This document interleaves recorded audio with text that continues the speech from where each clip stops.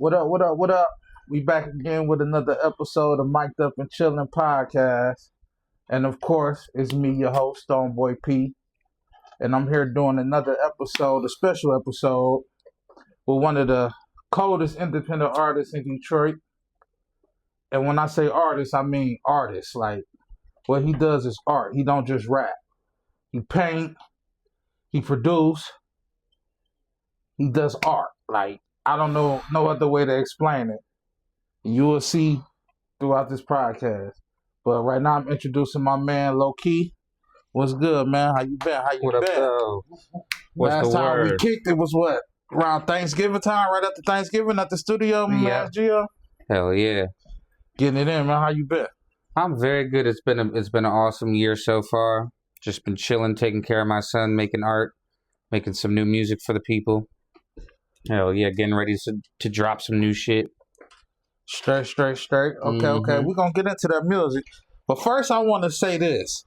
Man, when I walked in here, dog, it's like I went somewhere else. Like, the way you got your whole setup and everything, it's just, what I want to say is it shows who you are. You know what I'm saying? It's like I walked into a vintage record shop, man. And I'm talking about one of them good shops where you go in there and you tell a man, I need a record from 67 in January, and you can pull it out. Like, man, this is dope. I really like it. And I'm feeling the art too, man. Especially we have this. I want people to see that. I want people to see your creativity, not just the music. But, man, you do the art, man. And I swear, man, this shit is just dope. You know, like, I've never been good at painting or...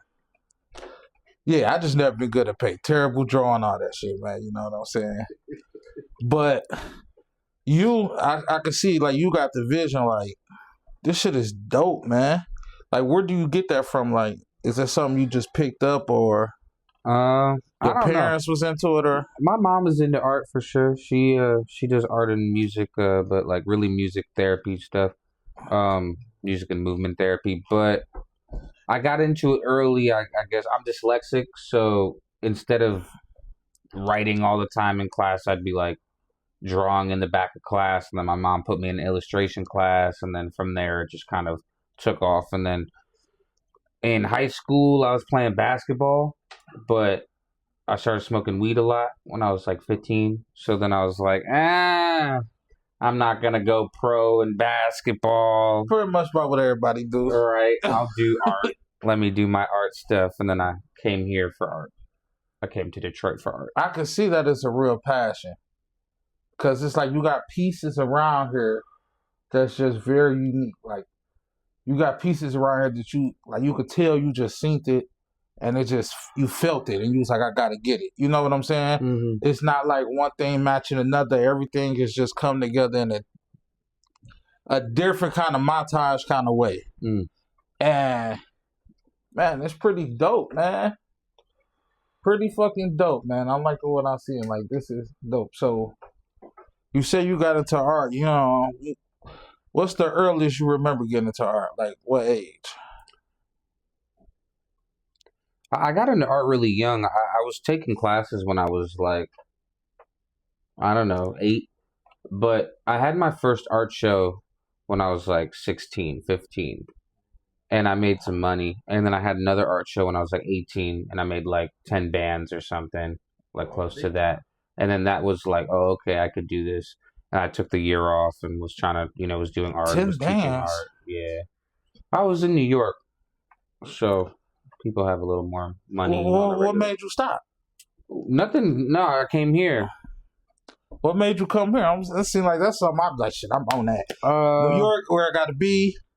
So art scene popping. I felt like that, but it wasn't necessarily like the art scene was popping. It was like I had my art show in a good neighborhood, and I had like good representation from my family and from a couple other people who were helping do it, and so it went well. But after that, then I got arrested.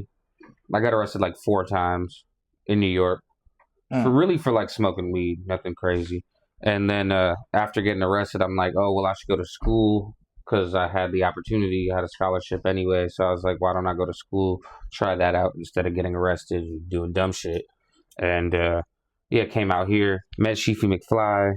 We started doing art and shit and making music and stuff together. Chief McFly is another artist. Oh yeah, Sheefy McFly. Yep, he's a muralist in the city. Okay. Yeah, and he was doing this thing called the Air Up There.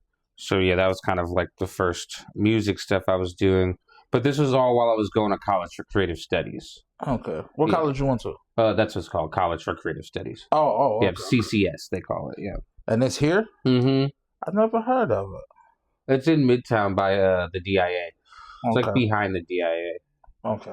Yeah. Okay. Well, I want to take it back to the beginning, man, because people may know you, but I want them to know your whole story. You know what I'm saying? So you started out. You were born and raised in Detroit? No, I was born in Texas, and then I was adopted when I was like 2 weeks old, and then I was raised in New York, in Manhattan. Then went to boarding school, so I was like upstate New York in boarding school, and then back to Manhattan for a little while, and then here. So I didn't come here till I was like 19. How you make it here? Just for college, yeah, because I was getting arrested and like getting into just dumb shit. Like I was going to a cool school and I was teaching art. I was actually teaching art to like little kids and shit, and that was cool. But simultaneously, I'm like outside, right?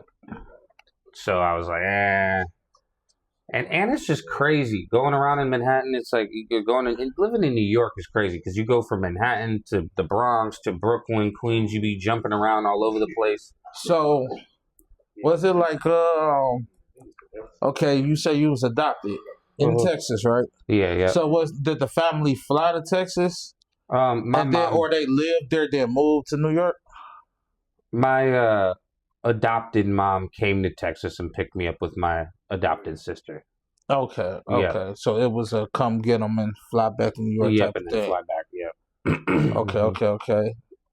So did you ever know your biological parents? If I'm not asking too much. No, you can ask whatever. No, I never met them, and I never even really had an interest of meeting them or knowing too much until I guess when I had my son, or a little bit, maybe a little before I had my son. And then I was having some health issues. That's partially why. So I wanted to know, like, maybe at least my ethnicity, because I just didn't know anything. So I did Ancestry.com. Did you ever find them? Well, I found out my ethnicity, and I have people emailing me like, oh, I'm your cousin, which is weird. I don't know if that's my cousin or not. Because even in the thing, it'll be like 8% your cousin. Like, I wouldn't hit nobody up if they were like, oh, I'm 8% your cousin, maybe. I'm like, what the fuck are you talking about? That's crazy. He said, I'm your 8% like, maybe. Man, I got some money. They're trying to get some money. That's wild. Nah, maybe they cool. I don't know. Maybe I'll answer them. But it's a strange thing. It's a strange thing. But I try not to be mad about it. Never really been too mad about it. I was blessed and got into a cool family and got to grow up in Manhattan. So your adopted family, are y'all close? Is it like a big family? It's not too big. I mean, there's a couple people, but it's my mom. Really, I grew up with my mom and my sister. Okay.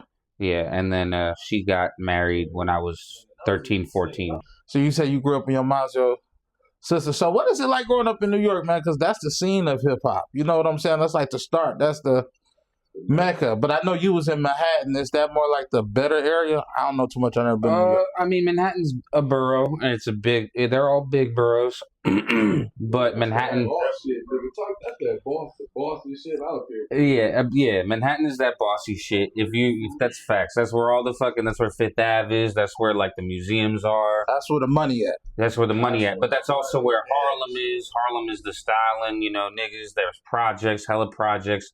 Really, one thing people don't know about Manhattan, I think, is that there's projects all over that motherfucker. So although it's really nice, it get active kind of everywhere, all over New York. There's not like a one part of New York that get active in Manhattan. It's like every part of Manhattan get active. I grew up on the Upper East Side, and I seen niggas fight every other day. And Dino, He been there up with me. There ain't no reason that niggas should be fighting out there every day, but they was. No, no. Don't get it fucked up. You say you from the Upper East Side, right? That's that shit they talk about on TV. That's supposed to be the good area, Upper East Side. It's a good area for sure. It's definitely a good area. Don't get me wrong. All right. So, how old is you? I'm 35. I'm 36. So we the same age. So growing up in that time, younger, y'all local artists is big artists. What? No, you say I'm 35, I'm 36. I'm one of those. But yeah. So we the same age. So a lot of y'all local artists are really mainstream artists. So growing up, did you like see like shit, the Locks?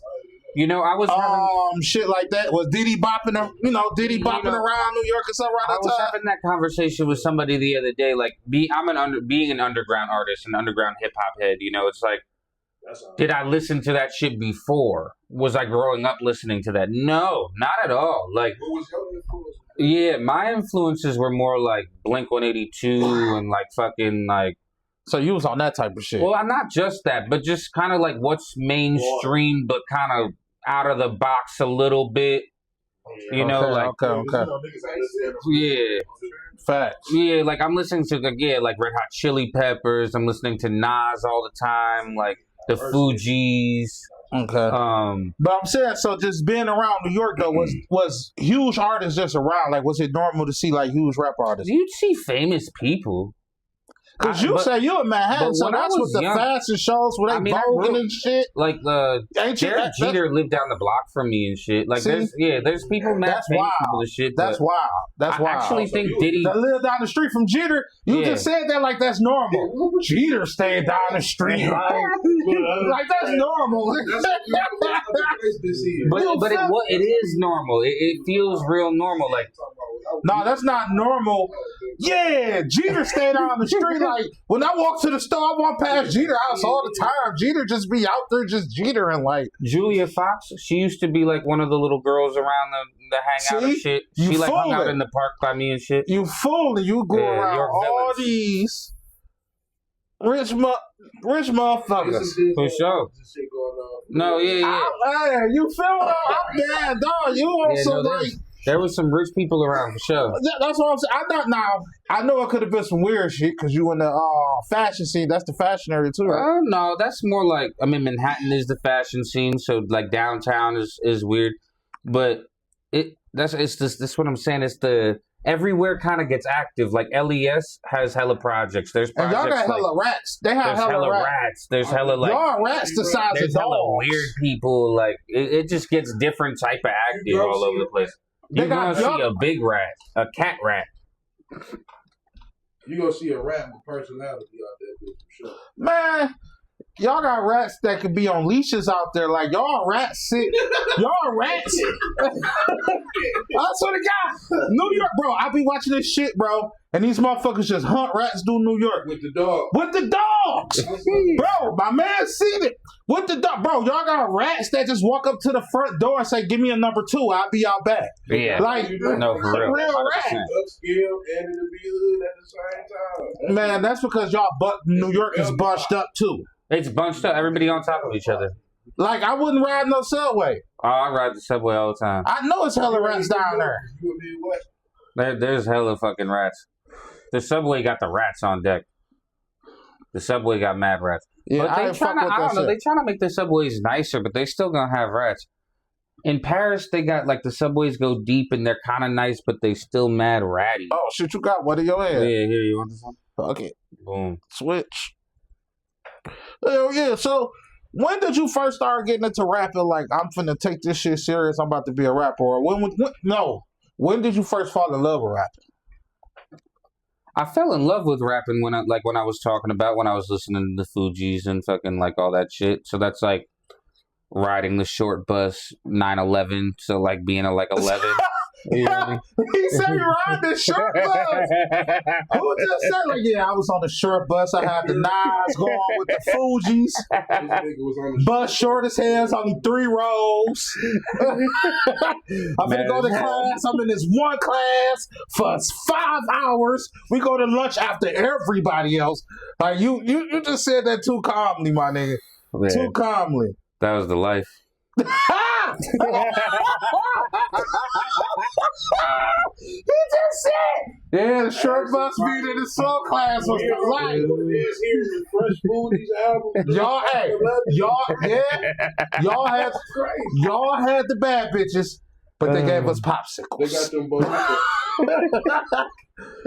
Y'all lunchroom like ours. Y'all had to have all them people. It was just us in the lunchroom, all 6.5 of us. That little motherfucker with a helmet, he ain't have it all. So you was in there with the kids with the helmets too, huh? Are they? Yeah. I don't think nobody had a helmet. All right, let me stop, bro. I don't think nobody even had talk a about helmet, but they nobody could, kid though. who out there who got the helmet or nothing.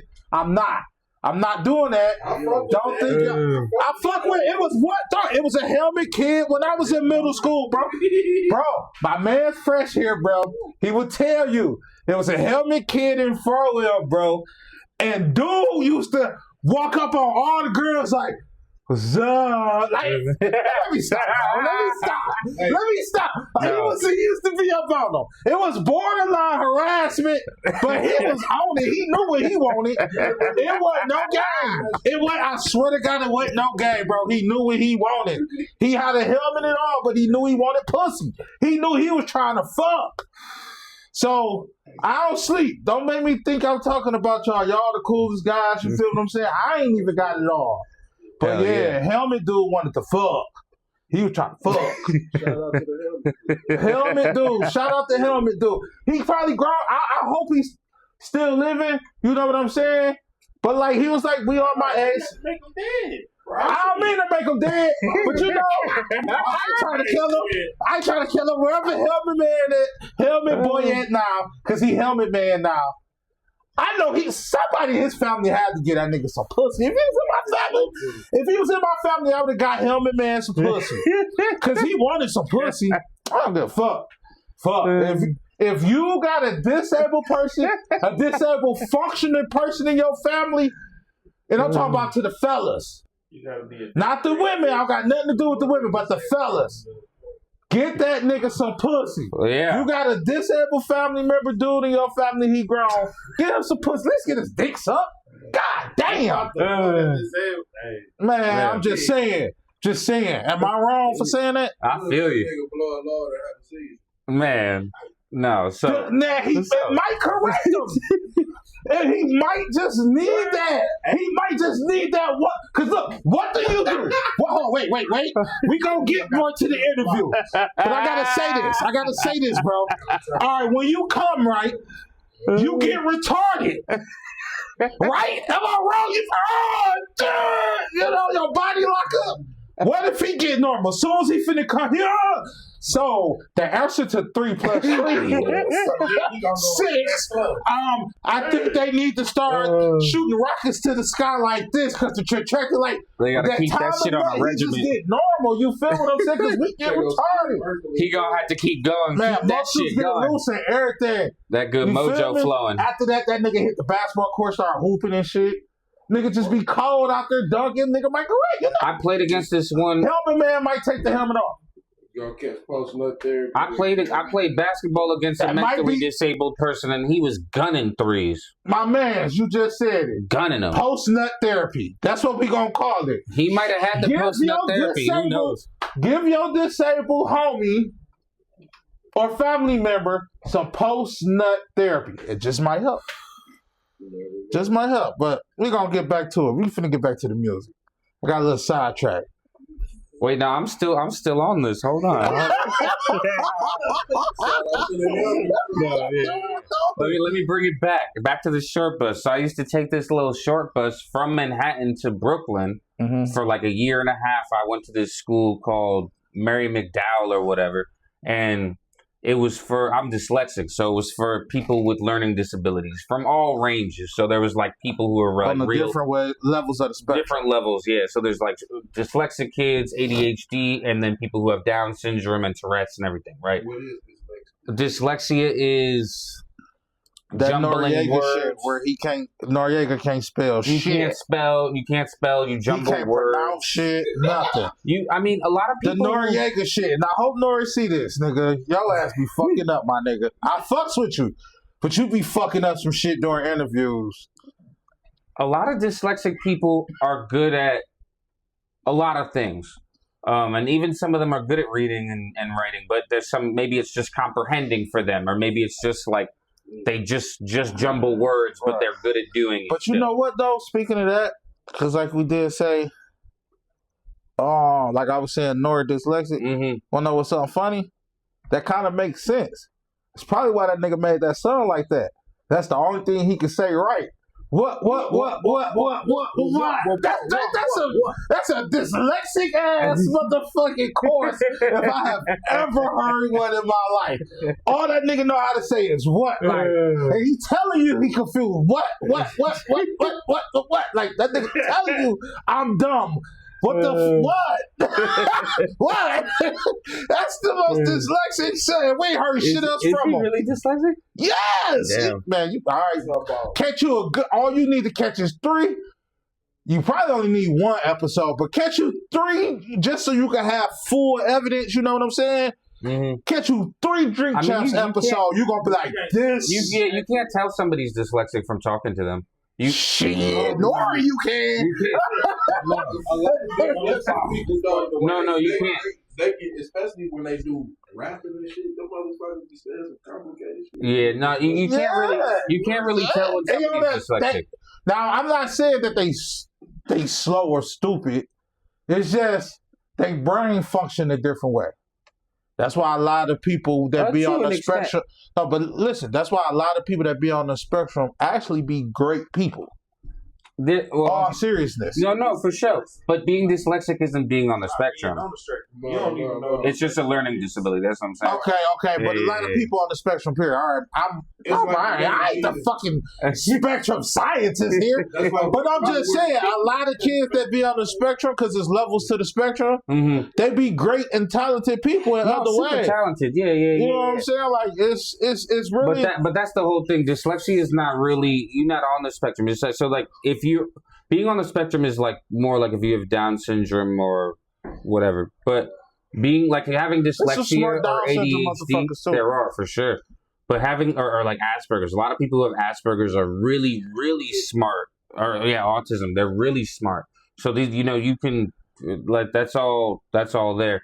Dyslexia is really just about jumbling words. So you could be the most dyslexic person and still have like, I think Bill Gates is dyslexic. Whoopi Goldberg is dyslexic. Robin Williams is dyslexic. So you can have you just jumble words pretty much. But for like ADHD, you could be real hyper. Like you'll be like real hyper and can't really get shit done because you all over the place. And that's why they started giving people Adderall and all that shit. So I went to this school that was a mix of all of these things. I was like, fuck this. I did not want to go there after a minute. I'm like in 5th grade, like, fuck this. 9/11 happens. I'm like, oh, hell yeah. Oh, I know that was wild. I'm never going to school. I'm like, I ain't going to school ever again. I never have to go to school again. It's World War III in this bitch. We lit, right? So I didn't go to school for like 3 months. The cops come to my house. They like telling my mom I got to go to school or they're going to arrest her and shit. Then I get a social worker. Then they start making me go to school, whatever. Like I start getting homeschooled. Then I found this boarding school. Had to go to this boarding school. Went to this boarding school for fucking forever, dog. What the fuck is boarding school? It's like going somewhere for bad kids? Boarding school can be correctional school, but boarding school is also just like a place where you go to school and you live there. Okay. It's like college. Like all boys and all that shit?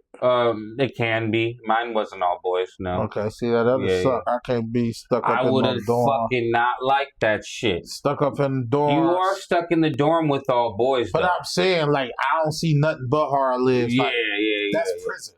Yeah, Damn near. It was prisony, but it's nice.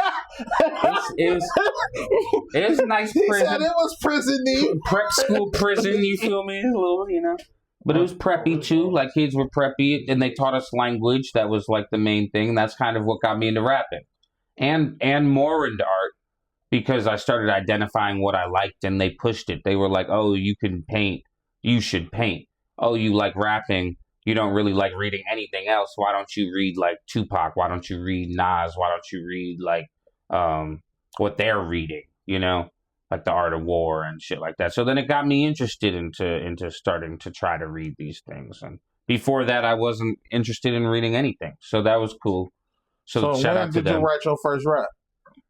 Probably when I was like 14, 15. I couldn't tell you what it was. It was like, but that was the start. Yeah. Mm-hmm. Did you start like in high school? All through high school, was you going hard with rap, or it was just like a hobby at the time? It was an outlet at the time, more than like I thought I was nice and I wanted people to know. It was more like I just needed to do it. I'd say by the time I was like a senior, I had dropped a mixtape with my homie, and we were like trying to sell it and selling it to people, and we were like, "Yeah, we're better than all y'all. I'm better than y'all." Which was facts. I was better than them, but like I still was not good at all. Mm. So I mean, then I'm like running around after high school and like kind of rapping a little bit, but I was more on the art shit then for sure. I'm going to like studying under this art person, this great artist, and she's like taking me to museums when they're closed, and I'm getting to see all this art and shit. So I was definitely more on the painting until probably. So I don't know, until I graduated college. You're still on the painting. This shit. Oh, I'm still on the painting for sure. Shit is dope for real. For sure. Thank you. But so when was it like, all right, this is rap. I'm at the start putting it out, and this is what I'm doing. Like, this is full blown. There's no hobby, no nothing. This is who I am. Damn near 2017. Mm. So yeah, I think way before that I'm rapping, I'm putting shit out for sure. I even had like a tape Goon Life like in 2013 that a lot of people know me from. But I wouldn't say, not that I don't stand on none of that music or nothing like that. That's just, it was more of a fad at that point. Like I was more just getting high and rapping and didn't really think too much about it as a career. So you don't consider that the actual start of your journey? Not as a full-blown like mainstream career type thing. Not that I'm like a mainstream artist, but like not even an attempt. Before I'm just making music, partying my ass off, having a good time. You know what I mean? So where would you say the start of like, all right, this serious music? Yeah, like 2017. What album is that? Atmospheric Reentry. Atmospheric 3? Atmospheric Reentry. Atmospheric Reentry. Yeah. Yeah, that's a hard ass. Yeah. What was Which that? is even like the whole, I'm re-entering into this world. I'm coming here with y'all now. It's hard. It's a hard ass. It's a hard ass name. It's a hard ass name to say too, mother. Yeah. Right. Yeah. Like I was outer space and now I'm back here. I'm ready to be in this conversation. Let's talk about it. Yeah. Okay. That's dope. Excuse me. I'm high. I do that when I'm high. It's all good. We got another one rolled up. Roll one out. You got some water? Yeah. Nadim, Water, can you grab me some water? anything? Yeah, hell yeah. Grab me some water too. Thank you. Good luck. But I'm mad as I left my Gatorade in the car. But I am. I was planning on coming out of Gatorade. I'm planning on coming. I'm like, if I got Gatorade and water, I'm hydrated for the rest of it. I be on the coconut water for real. I be doing a lot of coconut water. I just been off water lately. Pure water. That's good shit. I done switched out probably. Hey, yo, might be dumb question, but this man don't get upset for using his cups. No, use them.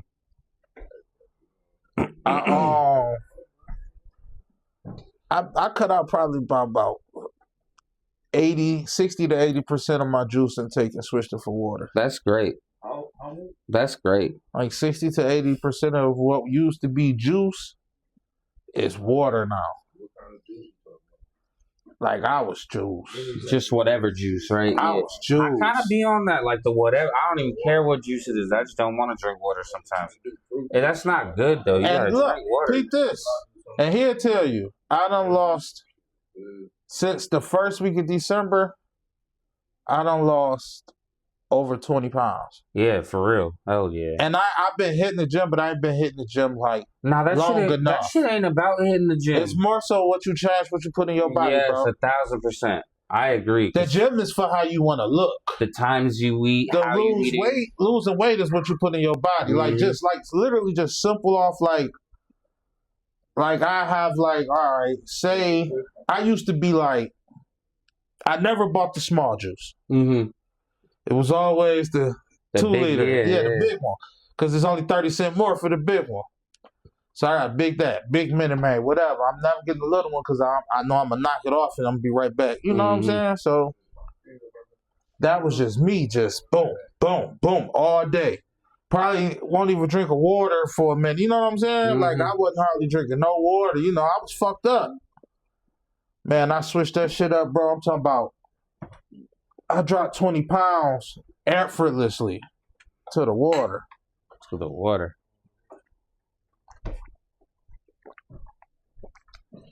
I dropped 20 pounds like effortlessly. Like that shit was like I wasn't even really trying, bro. Shout out to that because it's hard to lose weight, but it's really just hard to change how you're living. Habits. Yeah, it's hard to change. I'm still going through like, man, when I was cutting out that sugar, I went through sugar withdrawals like a fiend, and then I was fiending that shit. Like, man, I just want a double shot of Moon Mist. Like literally that's how I feel it. I'm like, if I could just get a double shot, you feel what I'm saying? Like that's why I drink soda water though. I like the little spicy soda waters for sure. Love me some Pellegrino. Man, I swear to God, that's how I got. And it just got like that, bro. Then shit, I got to the point I was drinking too much water. That's how much I switched it out because I was still drinking how I was drinking if I had juice. Because you know when you drink juice and shit, it makes you more thirsty, makes you more hungry. Man, I was just switched that into water. Man, I'm talking about like I ain't had to eat as much as I want to because I wasn't that hungry no more. All that shit, and I just lost like 24 pounds. Damn. Without even trying in a month. Yeah, keep it going. I've been losing weight like for a minute, basically switching habits, switching what I was doing. I've lost just 150 or 155 or 255 when I like stepped on. Now I'm 215. So yeah, I'm getting there, and I haven't. I'm trying to get there, dog. I'm trying to get there. Yeah. What my man Pun said, I just lost 100 pounds. I'm trying to live. Yeah. You feel me? Got a daughter.